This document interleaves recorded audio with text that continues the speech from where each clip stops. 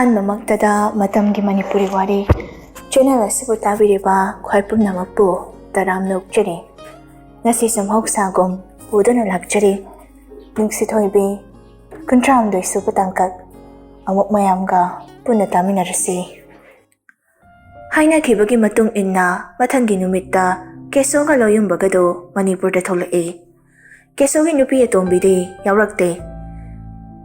ꯊꯕꯛ ꯊꯥꯗꯣꯛꯄ ꯌꯥꯔꯣꯏ ꯍꯥꯏꯗꯅ ꯂꯣꯌꯨꯝꯕꯗꯤ ꯐꯅꯌꯥꯝ ꯍꯥꯏꯖꯕꯅꯤ ꯃꯄꯥꯗ ꯃꯆꯟꯒꯤ ꯃꯅꯥꯛꯇ ꯆꯠꯂꯒꯨꯝꯁꯤ, ꯑꯇꯣꯞꯄ ꯃꯐꯝ ꯑꯃꯗ ꯑꯣꯏꯅ ꯆꯠꯂꯁꯤ ꯍꯥꯏꯗꯅ. ꯋꯥꯗꯨꯗ ꯀꯦꯁꯣꯁꯨ ꯁꯤꯔꯦꯡꯈꯩ ꯍꯦꯛ ꯌꯥꯗꯦ. ꯃꯆꯥꯅꯨꯄꯤꯒꯤ ꯌꯨꯝꯗ ꯂꯥꯛꯑꯦ. ꯅꯦꯂꯦꯁꯨ ꯍꯥꯟꯅꯗꯒꯤ ꯃꯥꯡꯒꯣꯜꯗ ꯐꯝꯗꯨꯅ ꯂꯩꯔꯝꯕꯅꯤ. ꯃꯄꯥꯒ ꯃꯕꯨꯡꯒ ꯂꯥꯛꯄꯗ ꯎꯕꯗ ꯍꯥꯏꯐꯦꯠ ꯁꯥꯎꯅꯤꯡꯕꯗꯤ ꯐꯥꯎꯏ. ꯑꯗꯨꯕꯨ ꯐꯥꯊꯖꯩ ꯃꯁꯥꯗꯣ. ꯅꯥꯀꯟꯗꯒꯤ ꯈꯕꯔ ꯃꯆꯦꯠ ꯑꯃ ꯂꯧꯔꯒ ꯃꯩꯈꯦꯠ ꯑꯃꯒ ꯄꯥꯏꯗꯨꯅ ꯀꯨꯝꯊꯔꯛꯑꯦ. ꯃꯩꯁꯦ ꯍꯥꯟꯅ ꯀꯥꯟꯊꯣꯔꯛꯑꯣ. ꯏꯁꯤꯡ ꯑꯁꯥꯕꯁꯨ ꯂꯨꯝꯗꯨꯅ ꯊꯝꯂꯕꯅꯤ. ꯆꯥꯛꯁꯨ ꯂꯣꯏꯔꯕꯅꯤ. ꯍꯛꯆꯥꯡ ꯁꯦꯡꯂꯕ ꯇꯨꯡꯗ ꯆꯥꯛꯇꯨ ꯆꯥꯅꯕ ꯇꯧꯔꯁꯤ. ꯀꯦꯁꯣ ꯃꯆꯥꯒꯤ ꯃꯇꯧꯗꯨꯗ ꯉꯛꯅ ꯌꯦꯡꯉꯤ. ꯃꯥꯒꯤ ꯋꯥꯈꯜꯗꯗꯤ ꯃꯆꯥꯒꯤ ꯅꯥꯛꯇ ꯆꯠꯇꯨꯅ ꯃꯥ ꯀꯅꯥꯅꯣ ꯍꯥꯏꯕ ꯈꯪꯍꯟꯒꯦ ꯍꯥꯏꯗꯨꯅ ꯃꯆꯥꯒꯤ ꯃꯅꯥꯛꯇ ꯂꯥꯛꯄꯅꯤ. ꯅꯦꯂꯤꯁꯨ ꯍꯣꯏ ꯃꯥꯏ ꯍꯥꯏꯔꯝꯗꯕꯤꯗ ꯃꯅꯨꯡꯗ ꯆꯪꯈ꯭ꯔꯦ. ꯂꯣꯌꯨꯝꯕꯒ ꯀꯦꯁꯣꯒ ꯍꯥꯏꯐꯦꯠ ꯌꯦꯡꯅꯗꯨꯅ ꯃꯅꯨꯡꯗ ꯆꯪꯉꯛꯑꯦ. ꯑꯟꯖꯨ ꯎꯕꯗ ꯀꯦꯁꯣꯗꯨ ꯅꯣꯛꯃꯤ ꯇꯧꯅ, "ꯏꯆꯥ ꯑꯟꯖꯨꯁꯦ ꯎꯗꯕ ꯀꯨꯏꯔꯦꯗ." ꯑꯟꯖꯨꯁꯨ ꯅꯣꯛꯇ ꯌꯥꯗꯕꯒꯨꯝ ꯅꯣꯛꯏ. ꯂꯣꯌꯨꯝꯕꯗꯤ ꯑꯟꯖꯨꯗ ꯆꯥꯒꯗꯕꯒꯤ ꯃꯑꯣꯡꯗ ꯌꯦꯡꯗꯨꯅ ꯂꯩ. ꯃꯇꯧꯗꯨ ꯍꯩꯅꯗ꯭ꯔꯗꯨꯅ ꯑꯟꯖꯨ ꯃꯐꯝꯗꯨꯗꯒꯤ ꯄ꯭ꯔꯞ ꯊꯣꯛꯂꯛꯏ. "ꯑꯌꯨꯝꯁꯤꯗꯕ ꯀꯩ ꯈꯨꯌꯦꯡꯅꯣ?" ꯃꯁꯥꯒꯁꯨ ꯅꯤꯛꯑꯒ ꯂꯦꯡꯖꯨꯝꯗꯨ ꯐꯠ ꯏꯟꯈꯠꯂꯤ. ꯀꯤ ꯍꯥꯏꯁꯤꯅꯤ. ꯆꯠꯆꯍꯧꯔꯒꯦ." ꯐꯠ ꯃꯃꯥꯏꯗꯣ ꯑꯃꯨꯛ ꯂꯩꯊꯣꯔꯛꯄꯗ ꯂꯣꯌꯨꯝꯕ ꯂꯩꯔꯝꯕꯗꯨꯗ ꯈꯪꯄ꯭ꯔꯦꯛ ꯍꯦꯛ ꯈꯪꯉꯤ. ꯂꯣꯌꯨꯝꯕꯁꯨ ꯄꯤꯁꯨꯝ ꯑꯅꯤꯗꯨ ꯁꯨꯛꯄ ꯌꯥꯕ ꯃꯈꯩ ꯁꯨꯛꯑꯒ, "ꯀꯩꯅꯣ ꯈꯪꯉꯤꯗꯤ?"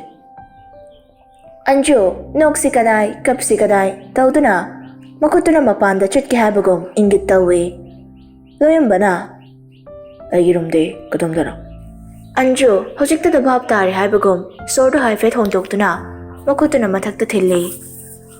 ꯂꯣꯌꯨꯝꯕꯁꯨ ꯑꯟꯖꯨꯒꯤ ꯃꯇꯧꯗꯨꯅ ꯍꯩꯅꯗ꯭ꯔꯦ ꯍꯥꯏꯕ ꯈꯪꯂꯗꯨꯅ ꯐꯠ ꯂꯩꯊꯣꯛꯈ꯭ꯔꯦ.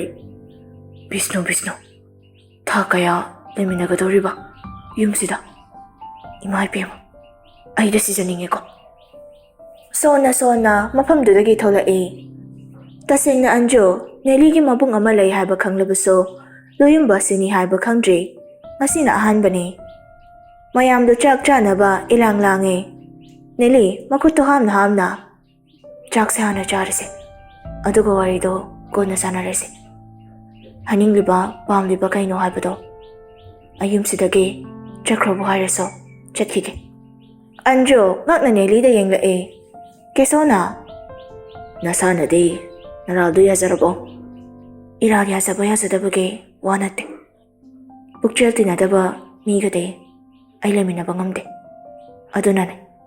ꯀꯦꯁꯣꯅ, "ꯍꯩ, ꯋꯥ ꯉꯥꯡꯕ ꯃꯇꯝꯗꯅꯦ ꯃꯤ ꯃꯁꯛ ꯈꯪꯅ ꯉꯥꯡꯕ ꯇꯝꯃꯨꯀꯣ. ꯑꯔꯦꯝꯕꯗ ꯅꯦꯂꯤ ꯆꯥꯛꯇꯨ ꯆꯥꯅ, "ꯅꯈꯣꯏ ꯁꯤꯗ ꯊꯣꯛꯂꯛꯀꯦ ꯍꯥꯏꯕꯗꯤ ꯀꯅꯥ ꯈꯪꯉꯤ? ꯅꯨꯄꯤ ꯑꯇꯣꯝꯕꯤꯗꯨꯗꯤ ꯈꯪꯕ꯭ꯔꯥ?" ꯂꯣꯌꯨꯝꯕꯅ, "ꯑꯉꯥꯡꯅ ꯑꯗꯨꯒꯨꯝꯕ ꯋꯥ ꯍꯥꯏꯕ꯭ꯔꯤꯕꯨ? ꯆꯩ ꯂꯥꯛꯀꯅꯤꯀꯣ." ꯅꯦꯂꯤꯁꯨ ꯇꯞꯅ ꯅꯣꯛꯑꯒ, "ꯀꯩꯗꯧꯗꯣꯏꯅꯣꯅꯦ? ꯅꯣꯏꯅ ꯀꯩꯁꯨ ꯇꯧꯕ ꯉꯝꯃꯣꯏꯗꯕꯗ. ꯆꯥꯛꯇꯣ ꯅꯕꯨꯛ ꯊꯟꯅ ꯆꯥꯎ, ꯑꯗꯨꯒ ꯉꯥꯏꯍꯥꯛ ꯂꯩꯕꯒ ꯆꯠꯅꯕ." ꯍꯥꯏꯔꯛꯂꯤꯕ ꯋꯥꯗꯨꯗ ꯂꯧꯁꯤꯟꯕ ꯉꯝꯗ꯭ꯔꯗꯨꯅ ꯀꯦꯁꯣꯒ ꯂꯣꯌꯨꯝꯕꯒꯗꯨ ꯌꯦꯡꯅꯩ. ꯆꯥꯛ ꯇꯣꯛꯑ ꯃꯇꯨꯡ ꯃꯌꯥꯏ ꯀꯥꯗꯨꯗ ꯄꯨꯂꯞ ꯐꯝꯃꯤꯟꯅꯩ. ꯀꯦꯁꯣꯅ, "ꯑꯩꯅ ꯂꯥꯛꯏꯁꯦ ꯑꯇꯩꯒꯤ ꯅꯠꯇꯦ. ꯄ꯭ꯔꯣꯄꯔꯇꯤ ꯆꯦ ꯆꯥꯡ ꯃꯌꯥꯝꯗꯣ ꯑꯩꯉꯣꯟꯗ ꯁꯤꯟꯅꯧ ꯍꯥꯏꯒꯦꯅ ꯂꯥꯛꯄꯅꯤ." "ꯑꯩꯅ ꯇꯔꯥꯏ ꯁꯤꯟꯅꯒꯅꯤ ꯈꯟꯕꯅꯦ." ꯅꯦꯂꯤꯒꯤ ꯋꯥꯗꯨꯗ ꯀꯦꯁꯣꯗꯨ ꯁꯥꯎꯅ, "ꯍꯩ, ꯋꯥ ꯌꯥꯝ ꯉꯥꯡꯅꯒꯨꯝꯁꯤ. ꯁꯠ ꯄꯨꯊꯣꯔꯛꯑꯣ. ꯀꯅꯥꯗꯅꯣ ꯑꯃ ꯌꯣꯟꯊꯣꯛꯑꯝꯃꯒꯅꯦ ꯑꯩꯈꯣꯏ ꯑꯃꯨꯛ ꯆꯪꯈꯤꯅꯕ ꯇꯧꯗꯣꯏꯅꯤ." ꯅꯦꯂꯤ ꯇꯞꯅ ꯑꯗꯨꯃꯛ ꯉꯥꯡꯉꯛꯑꯦ. "ꯅꯣꯏꯅ ꯊꯣꯛꯂꯛꯏꯁꯦ ꯅꯣꯏꯒꯤꯗꯤ ꯂꯥꯏꯕꯛ ꯊꯤꯕꯅꯤ. ꯅꯣꯏꯅ ꯑꯩ ꯍꯥꯠꯂꯁꯨ ꯀꯔꯤꯁꯨ ꯀꯥꯏꯗꯦ. ꯑꯗꯨꯕꯨ ꯅꯣꯏꯗꯤ ꯆꯦꯟꯐꯝ ꯂꯩꯇ꯭ꯔꯦ. ꯌꯨꯝꯁꯦ ꯄꯨꯂꯤꯁꯅ ꯀꯣꯏꯁꯤꯟꯗꯨꯅ ꯂꯩꯔꯕꯅꯤ." ꯋꯥꯗꯨ ꯇꯥꯕꯗ ꯂꯣꯌꯨꯝꯕ ꯁꯥꯎꯅ ꯐꯨꯛ ꯍꯧꯒꯠꯂꯛꯇꯨꯅ Nerida sauna surmapi honduna yinglae. Tanja aduda thonglomdagi mi ama changakpagi khong makhol tarae. Makhol da tabada leiriba mayamdo loina onthoraktuna yingae. Abi, finally. Hey, noi kana le. Asi ni se phajulala. Kesoga loyambaga so chenpham leitaba na kari tausigi haidana khalae. Khulai su kada leikibana. Upai leite abigi khutta tabana tana. Abina nang nasanabelina ngasidi aini lushin haidune. Nangi nama tombi amadi secret wife so akhoi gi khutta leirabani. Pulap laminarula.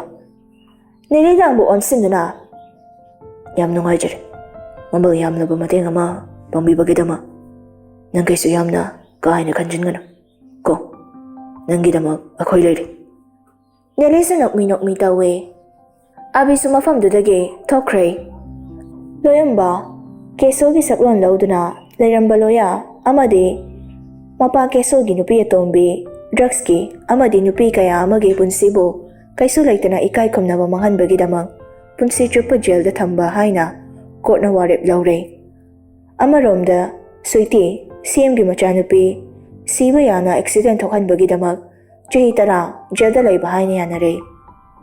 Shyam Kumar do machagi nakta laktuna nakanda famme machagi makhuttu nanbiduna papagi be ngasidi ichabu accident thokhanba miyoisingdo phare jail da laikre.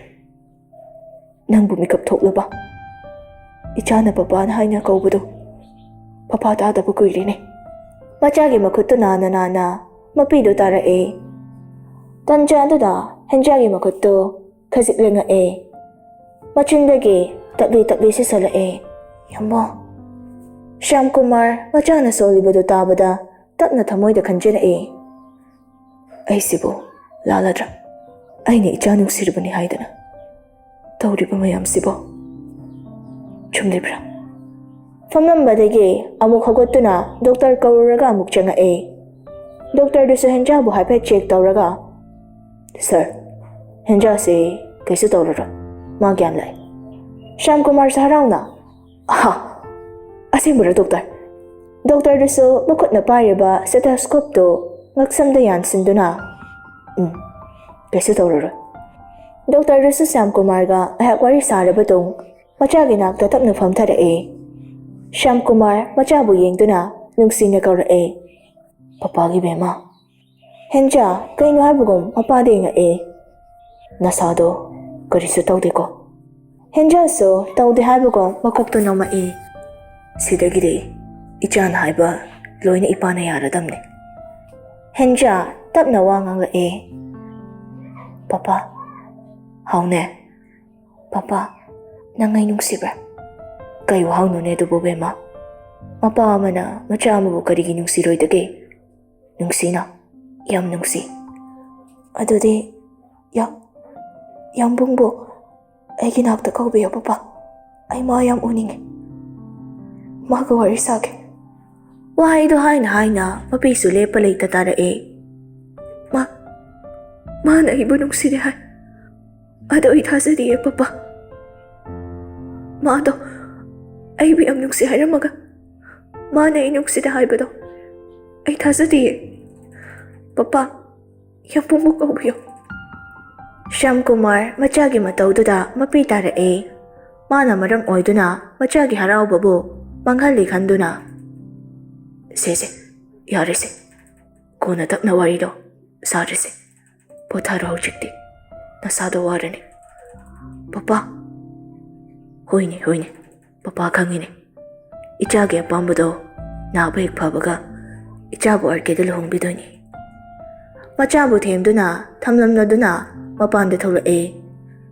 Henja su mapa thokibaga mage manglanda hiyangambaga makhoi ani na sanaramba warido ningsingae. Yambo nangai nungsibra hiyangamba wa matangangda tumina lay nungsibra haibane. Kaigi nungsiroidoino aigi thawai machabo kaigi nungsiroidoino aduga kaigi nungside harino Nangbu haningdabagine. Wadu tabada Henjadu mapira chelae. Pothaninge. Sumge lao. Aroi boina. Yangbunggi tampakta. Iptaro. Henja masado tasinduna. Hiyangambagi tampakta hiplae. Hiyangamba Henjagi masumdo nanthabiduna. Maramu uko. Thawai macha. Yangbungna nangbu. Thawai macha haina kaurise. Kaigino haibaso. Kanguko.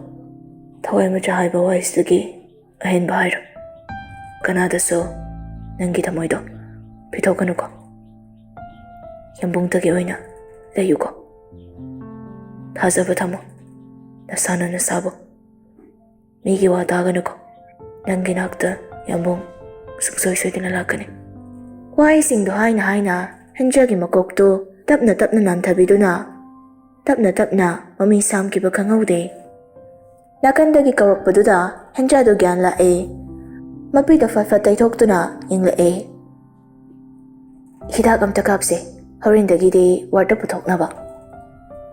Henja hoi mai hairakte. Matamdi asum haukiduna. Tha amarom karamna haukibano khangaude.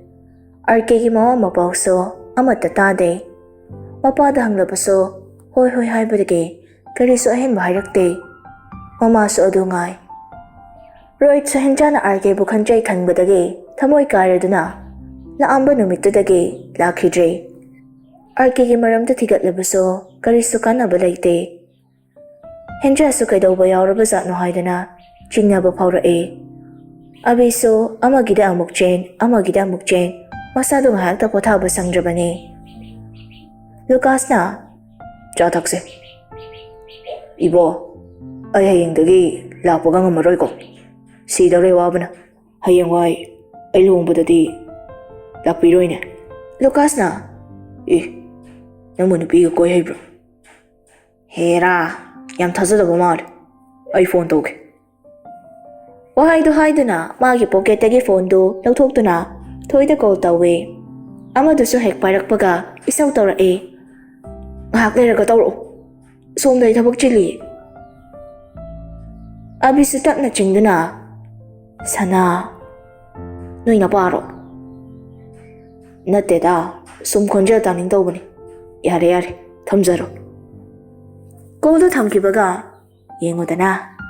Nangi loibaga aigi mo dong. Hihi. Yare khangzare. Ado arkigi paudi amta tadrabo. Abisa sorsang hondo aga. Amta tadre. Kamay tawbano khangdre. Yumda chatpani. Santos hoy moy angang singdudi adum layri. Santos na thabak singdo yengsin mamale. Lot kaya na lot kraba khangde. Kari marimgi loningai layri ma. Aduklu na dinner aga maano samna tawbase. Ayne. Ay pendi ko. Yare. Longam daidane. Yam khanjino. Hayeng kainana masak fazaba heli kain hairadi. Nang toy niye. Lucas nokmi tawrae. Nongmadagi nini dagi humni. Asum haukibana. Tha khara haukre. Lucas ka deliraga giso longba loikre. Henja thongnaw mapaduda famduna layri. Lot kayauna. Lot ilbra. Natragana. Karino. Chahi amadi fare. Yamba. Akoy ni pao fawnadaba. Chahi ama fare. Tapna mo hogatuna makada kumtharae. Manega mamaga na sariba warido tarae. Sakina. Nupado business tawi hai. Makoy na koy BMC mamuyam uizaningi haidana hairi. Ada aisu mongengena budi kumambani. Premlata na ada hana mamangda Jimsi sanara yoga yana duna laikraba waduda. Sakina maraktatna makoy ki khandana laiba yaba matam natene. Ay bimda so haigi. Lupa machadugi number so lorabani. Tanjada da hanja sa changaktuna wari da yausila Nupado po kanano nene. Hayma, lao. Asi mamanggi nanay chawbin hairakpani. Nupaduna nangbu yang masak muna khange na so hai. Nang kari khalige. Premlata so machagi pakhumdo karino haidana munna yenga e. Henja second kara tumin leiraga tapna number to piro. Aiga paw phaunage. Adu natragana ngasi hojik khudakta unanaba sinbiyo. Nenena. Isi, tumandrane nangbo. Ay lesin ba change ko nene? Magi kada ka khalakto na ngahak mangduna lay. Adugo upudagi dressing do chingthokto na khalli. Black jeans ama setli. Adugo baby pink machugi oversize ama litto na. Magi phone ga gari ga kisodo paiduna kumthara e. Nene. Saki su tare duna. Au tare. Koi ge sigi chingya du dane. Aduda leiramlege haibani. Henja su hoi mai haidage thokre. Saki su thokibadu yenglaga. Asibu karino mi. Phunaba chatpaga chaphet manaida. Gari du thauduna chingya adomda la e. Laptakna car ama khamduna mamangda nupa ama makhutna pocket humduna leiribadu ubada adum khanglei nupa duni haiba. Gari du matai oirap khamlamduna manakta changsila e. Nene Sakina haibana natra. Nupa du su pocket da humliba makhutu lauthokduna onsila e. Henja wangang ki torambado nupa du ubada ngakna. Yambo. Hiyangambo oirambado da henja su ngakna yengla e. Hiyangambo su nokmi tauraga. Yaninglabo. Henja wangang da tuminna chumchung yengduna laikre. Amok su hiyangambado tapna. Mirot oiba nate. Surprise bigana lotpane. Henja hiyangambana hairibado changdi. Hiyangambagi akoibado koina chattuna yenga e. Hiyangamba wangangda kaino khanna yengduna lay. Hawjekta da henja do wangangla e. Aibo mangla taibangla. Bhut pret ka oiramade ai chenja hobana pareda. Makutuna fat mamai da humduna chatke tawe. Hiyangamba henjagi makutta lamduna para e. Kai chengi tawino. Kutsa thata obut. Korino butpo. Nang but ni haiba. Ay khangi. Ay talle. Se ay kutsa thado. Hiyangamba sanok laga. Ise halamdrine. Masigi parakse. Hojekta henjado peri tauraga. Yambo. Chingduna kaurakpani. Hiyangambuso. Hauna. Nang kaida layruge. Bangalore da layruye. Papana. Ni thadooga thiyanbada. Phangde hai. Moina phangabazane. Ada akoina khangde hayu haidana. Hayanba. Nangna atuk yang pukchal sengrido. Karigino haiba. Nungsibagi po. Atumay ka na tumnage. Henjagi makut anido magi thabak mapanda thamduna. Ay na dumna lulamdrabadi. Nang ay atumok na kibaya. Ay na lulambagi. Nang ay mo thainaribasidi. Khamduna layriba gari dudagi abi makoktili thoraktuna. Hoyari lao. Gari manungda phamandana thungase pungsa sare. Thoisa nakan amadagi lithoktuna Pungse mari hele. Ingitta. Gyantana se noibu kaidorage. Abina. Hai. Nangdi aina cheladamne. Tatuan. Lamhinu ba. Sana. Haiba ilo. Thoisa piting chong kay kapa e. Hiyangambo sunok aga. Nungsi toibe. Henja sunok mi. Yambo. Hiyangamba mana pariba henjagi makuto. Amuki hena chet na paisin kiduna. Ako yan iso. Ngasi chedase. Henja su wangangda tumina lay. Hiyangamba sunok mi. Pantong na ngay duna layraga. Karigi mo. Pantadana wakal kanduna lay kiki haino. Apapata bumba. Nanggi yambong na. Tay talaw gani. Babdarabra. Nungsi toibe. Henja do babdar haibagong makokto no ma e. Phagi dage numito da haunaraga mari magto chele. Haidok pachat nurabatong mayam do haraw wari taure. ꯃꯌꯥꯝꯗꯨꯒꯤ ꯃꯔꯛꯇ ꯁꯅꯥꯔꯩꯅ ꯏꯍꯦꯟ ꯍꯦꯟꯅ ꯍꯔꯥꯎꯈ꯭ꯔꯦ. ꯃꯈꯨꯠ ꯆꯥꯕꯤ ꯃꯃꯧ ꯑꯃ ꯐꯪꯂꯦ ꯍꯥꯏꯗꯅ. ꯊꯥꯅꯦꯜꯗꯣ ꯑꯣꯟꯁꯤꯜꯂꯒ, ꯊꯥꯅꯦꯜ, ꯆꯥꯛ ꯏꯁꯤꯡꯒꯗꯣ ꯅꯪꯕꯨ ꯂꯣꯏꯔꯕꯣ? ꯁꯠ ꯁꯠ ꯆꯥꯊꯣꯛꯑꯒꯅꯦ ꯕꯖꯥꯔꯗ ꯆꯠꯅꯕ ꯇꯧꯁꯤ. ꯅꯅꯥꯎꯒꯤ ꯀꯩꯀꯩꯅꯣ ꯄꯣꯠ ꯆꯩꯁꯤꯡꯁꯨ ꯂꯩꯅꯕ. ꯍꯣꯏ ꯃꯥꯁꯦ, ꯑꯩ ꯆꯥꯛ ꯊꯤꯅꯕ ꯇꯧꯔꯨꯈꯤꯒꯦ. ꯁꯣꯝꯗ ꯀꯥꯗꯅ ꯀꯝꯗꯧꯔꯤ? ꯆꯦꯜꯂꯕꯅꯤ, ꯃꯧ ꯑꯣꯏꯔꯕꯅꯤ ꯍꯥꯏꯗꯨꯅ ꯅꯨꯄꯤ ꯃꯆꯥꯗꯣ ꯃꯧꯒꯤ ꯐꯤꯖꯣꯜ ꯁꯦꯠꯇꯨꯅ ꯃꯤꯔꯔ ꯁꯦꯜꯐꯤ ꯇꯧꯔꯦ. ꯍꯤꯌꯥꯡꯉꯝꯕꯁꯨ ꯋꯥꯁꯔꯨꯝꯗꯒꯤ ꯊꯣꯛꯂꯛꯄꯒ ꯃꯥꯒꯤ ꯅꯨꯄꯤ ꯄꯤꯀꯅꯥꯎꯗꯨꯅ ꯇꯧꯔꯤꯕꯗꯨ ꯌꯦꯡꯂꯤ. ꯇꯥꯋꯦꯜꯗꯨ ꯅꯥꯀꯟ ꯑꯃꯗ ꯊꯝꯗꯨꯅ ꯇꯞꯅ ꯆꯪꯁꯤꯜꯂꯛꯑꯒ ꯇꯨꯡꯗꯒꯤ ꯀꯧꯂꯛꯑꯦ. ꯈꯗꯥꯡꯗꯨꯅ ꯂꯦꯡꯖꯨꯝ ꯃꯄꯥꯗꯨꯗ ꯊꯝꯗꯨꯅ ꯅꯨꯡꯁꯤꯅ ꯀꯧꯔꯛꯑꯦ. ꯕꯦꯝ. ꯍꯦꯟꯖꯥꯁꯨ ꯃꯥꯒꯤ ꯐꯣꯟꯗꯨ ꯃꯨꯊꯠꯇꯨꯅ, ꯀꯩꯒꯤ ꯑꯝꯕꯣ? ꯌꯥꯝ ꯅꯨꯡꯁꯤꯌꯦ. ꯑꯗꯨꯔꯣ ꯍꯥꯏꯒꯦ ꯍꯥꯏꯁꯦ? ꯅꯠꯇꯦ. ꯑꯗꯨꯗꯤ ꯀꯩ? ꯕꯦꯝ, ꯑꯩꯈꯣꯏ ꯑꯅꯤꯁꯦ ꯆꯦꯜꯂꯦꯀꯣ? ꯈꯔ ꯂꯩꯔꯒꯗꯤ ꯑꯃꯨꯛ ꯂꯨꯍꯣꯡꯒꯅꯤ. ꯑꯗꯨ ꯀꯩꯗꯧꯔꯒꯦ? ꯑꯩꯒꯤ ꯂꯩꯔꯤꯕ ꯑꯉꯥꯡ ꯃꯌꯥꯝ, ꯅꯉꯣꯟꯗꯒꯤ ꯍꯟꯕ ꯃꯌꯥꯝꯁꯤꯗ ꯅꯪ ꯅꯃꯤꯡꯒ ꯀꯧꯗꯣꯏꯅꯤꯅꯦ, ꯅꯠꯇ꯭ꯔꯥ? ꯑꯗꯨꯒ ꯃꯣꯏꯅ ꯃꯦꯗꯥꯝ ꯀꯥꯏꯅ. ꯑꯌꯥ, ꯀꯩꯅꯣ? ꯑꯩ ꯌꯥꯝ ꯍꯩꯅꯔꯣꯏꯌꯦ. ꯑꯗꯣ ꯌꯥꯝꯕꯣ, ꯇꯥꯔꯤꯅꯦ. ꯑꯩꯈꯣꯏ ꯄꯄꯥꯗꯣ ꯁꯥꯎꯒꯗ꯭ꯔꯗ ꯈꯜꯂꯒ ꯆꯦꯜꯂꯤ ꯍꯥꯏꯅ ꯑꯩꯉꯣꯟꯗ ꯁꯥꯎꯒꯗ꯭ꯔꯥ? ꯁꯥꯎꯔꯣꯏꯗ. ꯀꯩꯒꯤ ꯁꯥꯎꯗꯣꯏꯅꯣ? ꯑꯩ ꯌꯥꯝ ꯀꯤꯖꯩꯌꯦ. ꯍꯣꯔꯦꯟ ꯌꯨꯝꯗ ꯍꯜꯂꯔꯣꯏꯒꯦ. ꯑꯗꯨꯒ ꯅꯪ ꯀꯥꯏ ꯂꯩꯒꯦ ꯍꯥꯏꯅꯣ? ꯌꯥꯝꯕꯨꯡꯒꯤ ꯅꯥꯛꯇ. ꯍꯤꯌꯥꯡꯉꯝꯕ ꯍꯦꯟꯖꯥꯕꯨ ꯃꯉꯣꯟꯂꯣꯝꯗ ꯑꯣꯟꯁꯤꯟꯍꯟꯗꯨꯅ, ꯀꯩꯁꯨ ꯇꯧꯔꯣꯏ. ꯄꯥꯕꯨꯡ ꯍꯣꯏꯅ ꯍꯔꯥꯎ ꯍꯔꯥꯎ ꯇꯧꯔꯛꯑꯦ ꯍꯥꯏꯕꯅꯤ. ꯊꯨꯅ ꯂꯨꯍꯣꯡꯕꯤꯅꯤ ꯍꯥꯏꯅꯁꯨ ꯍꯥꯏꯔꯛꯑꯦ ꯍꯥꯏꯕꯅꯤ. ꯍꯦꯟꯖꯥꯗꯣ ꯍꯤꯌꯥꯡꯉꯝꯕꯗ ꯇꯠꯇꯨ ꯇꯠꯇꯨ ꯌꯦꯡꯂꯒ ꯇꯨꯃꯤꯟꯅ ꯂꯩ. ꯍꯤꯌꯥꯡꯉꯝꯕꯁꯨ ꯍꯦꯟꯖꯥꯗ ꯃꯨꯟꯅ ꯌꯦꯡꯗꯨꯅ ꯃꯃꯥꯏ ꯖꯒꯥꯗ ꯇꯞꯅ ꯇꯞꯅ ꯆꯪꯁꯤꯜꯂꯛꯏ. ꯁ꯭ꯌꯥꯝꯀꯨꯃꯥꯔꯁꯨ ꯃꯆꯥꯅ ꯑꯄꯥꯝꯕ ꯃꯐꯝꯗ ꯆꯦꯟꯈꯤꯕꯗꯨꯗ ꯀꯩꯁꯨ ꯍꯥꯏꯗ꯭ꯔꯦ. ꯔꯣꯕꯔꯠꯁꯨ ꯊꯣꯛꯂꯛꯇꯨꯅ ꯌꯨꯝꯗ ꯂꯩꯔꯕꯅꯤ. ꯉꯔꯥꯡ ꯌꯨꯝꯗ ꯍꯟꯖꯤꯜꯂꯛꯇꯦ ꯍꯥꯏꯕꯗꯨꯗ ꯄꯥꯈꯠꯅ ꯀꯧꯊꯣꯛꯄꯅꯤ.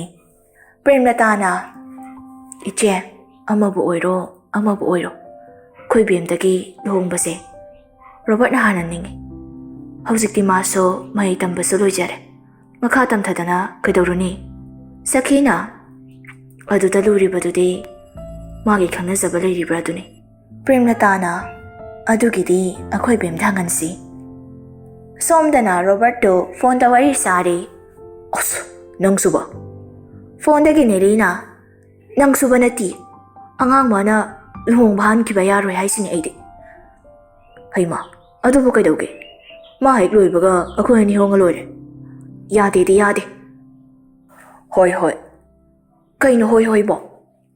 ꯑꯁ, ꯊꯝꯃꯣꯁꯦ, ꯑꯩ ꯃꯊꯥ ꯌꯥꯝ ꯁꯥꯏ. ꯑꯩꯅꯀꯣ ꯍꯧꯖꯤꯛ ꯃꯆꯤꯡ ꯑꯔꯥꯡꯕꯤ ꯂꯥꯛꯑꯗꯤꯅꯦ ꯅꯌꯨꯝꯗꯨꯗ ꯏꯈꯣꯡꯅ ꯊꯣꯡꯅ ꯂꯥꯛꯆꯖꯅꯤ. ꯍꯩ, ꯇꯧꯅꯨ ꯑꯗꯨꯗꯣ. ꯑꯗꯨꯃꯥꯏꯅ ꯇꯧꯅꯨꯀꯣ. ꯌꯥꯔꯦ, ꯊꯝꯃꯣ. ꯅꯨꯃꯤꯠ 5ꯅꯤꯒꯤ ꯃꯇꯝ ꯄꯤꯒꯦ. ꯁꯤꯒꯤ ꯃꯅꯨꯡꯗ ꯀꯩꯁꯨ ꯇꯧꯕ ꯉꯝꯗ꯭ꯔꯕ ꯅꯪ ꯇꯣꯏꯔꯦ ꯈꯪꯉꯨ. ꯋꯥ ꯃꯈꯥ ꯇꯥꯗ ꯀꯣꯜꯗꯨ ꯐꯠ ꯀꯛꯈ꯭ꯔꯦ. ꯔꯣꯕꯔꯠꯁꯨ ꯐꯣꯟꯗꯨꯗ ꯌꯦꯡꯂꯒ, ꯊꯝꯈ꯭ꯔꯦꯅꯦ. ꯄꯨꯔꯥ ꯃꯇꯥ ꯑꯃꯒꯤ ꯅꯨꯄꯤꯅꯤꯅꯦ ꯁꯤꯗꯤ. ꯑꯁꯣꯝꯗ ꯍꯦꯟꯖꯥꯕꯨ ꯊꯤꯟꯅꯕ ꯍꯥꯏꯗꯅ ꯃꯔꯥꯡ ꯇꯧꯔꯤ. ꯊꯥꯅꯦꯜꯅ, ꯏꯅꯥꯎ, ꯅꯪ ꯁꯅꯥꯗ ꯈꯨꯔꯨꯝꯃꯛꯑꯣ, ꯑꯗꯨꯒ ꯂꯥꯛꯑꯣꯀꯣ. ꯍꯣꯏ ꯆꯦꯃ. ꯊꯥꯅꯦꯜꯁꯨ ꯊꯣꯛꯈ꯭ꯔꯦ. ꯍꯦꯟꯖꯥꯁꯨ ꯃꯣꯜꯂꯤ ꯀꯥꯗ ꯆꯪꯉꯛꯏ. ꯍꯤꯌꯥꯡꯉꯝꯕ ꯐꯝꯗꯨꯅ ꯂꯩꯕꯗꯨ ꯎꯕꯗ ꯃꯅꯥꯛꯇ ꯆꯪꯁꯤꯟꯗꯨꯅ ꯃꯈꯣꯡꯗꯨ ꯁꯣꯛꯅ ꯈꯨꯔꯨꯝꯃꯛꯏ. ꯍꯤꯌꯥꯡꯉꯝꯕ ꯈꯪꯄ꯭ꯔꯦꯛ ꯈꯪꯅ, ꯀꯩꯅꯣ ꯇꯧꯋꯤꯗꯨꯕꯣ? ꯃꯤ ꯐꯤꯜꯝꯗꯒ ꯈꯨꯔꯨꯝꯅꯕꯗꯣ ꯑꯗꯨꯗꯨꯅꯦ. ꯋꯥꯍꯩꯁꯤ ꯍꯥꯏꯗꯨꯅ ꯌꯦꯡꯉꯛꯏ. ꯍꯤꯌꯥꯡꯉꯝꯕꯁꯨ ꯒ꯭ꯌꯥꯟ ꯇꯥꯔꯗꯨꯅ ꯃꯥꯒꯤ ꯄꯣꯀꯦꯠꯇꯒꯤ 2K ꯅꯣꯠ ꯆꯞꯄꯤ 5 ꯂꯧꯊꯣꯛꯇꯨꯅ ꯄꯤꯔꯛꯏ. ꯁꯦ, ꯐꯖꯅ ꯂꯩꯌꯨꯀꯣ. ꯌꯥꯃꯣꯡꯁꯨ ꯅꯪꯕꯨ ꯊꯨꯅ ꯂꯧꯕ ꯂꯥꯛꯀꯗꯣꯏꯅꯤ. ꯍꯦꯟꯖꯥꯁꯨ ꯃꯀꯣꯛꯇꯨ ꯅꯣꯝꯃꯛꯇꯨꯅ ꯆꯠꯀꯦ ꯇꯧꯏ. ꯃꯇꯧꯗꯨꯗ ꯍꯤꯌꯥꯡꯉꯝꯕꯅ, ꯉꯥꯏꯀꯣ, ꯀꯩꯅꯣ ꯃꯣꯠꯂꯝꯃꯦ. ꯄ꯭ꯔꯞ ꯆꯪꯁꯤꯟꯗꯨꯅ ꯍꯦꯟꯖꯥꯒꯤ ꯃꯔꯥꯏꯕꯛꯇ ꯑꯃꯨꯔꯛꯇꯪ ꯃꯆꯤꯟꯗꯨꯅ ꯊꯦꯡꯂꯛꯏ. ꯁꯤ ꯀꯥꯎꯔꯝꯃꯦ. ꯍꯦꯟꯗ꯭ꯔꯥꯁꯨ ꯅꯣꯛꯃꯤ ꯇꯧꯔꯝꯗꯨꯅ ꯊꯣꯛꯈ꯭ꯔꯦ꯫